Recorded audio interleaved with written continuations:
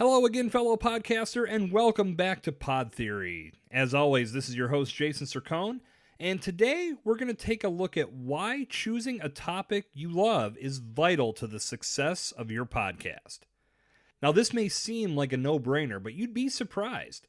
One of the big reasons so many podcasts fail is because their creators pick a topic that they're not passionate about. Now, you know as well as I do that talking nonstop about something you're passionate about is easy as hell. When my friends and I get together to watch football, we've said many times we could produce a football podcast just from the things that we say to each other while watching the games. I mean, we're wrong, of course, but you get my point. Now, being passionate about the topic you choose is huge. That's going to carry your podcast a long way. Now, additionally, it's best to pick something that you're involved with professionally or something that you have a very strong connection to. It's difficult to start a podcast based on a hobby. Why do I say that? Well, for one, interests change. If you're no longer active in the hobby that you may have started a podcast for, there's no reason to keep a podcast going about it. And therefore, it's going to slide down your priority list until it's completely gone from your life. Now, another reason is eventually you're going to run out of content to talk about. And when coming up with new topics becomes difficult, it's easier to skip a week, and then another week, and then another week. And before you know it, your podcast has been forgotten about because your listeners have moved on to someone else's. If you can't keep up the consistency, it's very hard to keep your audience engaged. Now, can you pull it off? Sure, it's been done, but it's incredibly rare. And the word I'm going to call back to, the one I just said a few seconds ago, it's consistency. If you're not consistently producing content when you say you're going to, and when your audience gets used to seeing your content in a certain time, that grabs them. If they're really into it, they can't wait for your next show to come out, and they're expecting it every Friday at 9 a.m. when it typically goes out. When you start to break away from that schedule, people start to lose interest and they start to feel like you've abandoned them. So they're going to abandon you.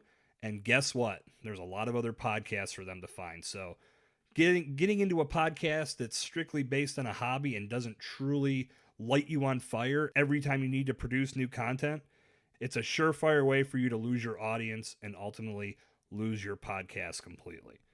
Now, like I said, you can pull it off, but the likelihood of your interest staying peaked as well as your audience's interest staying peaked is slim to none.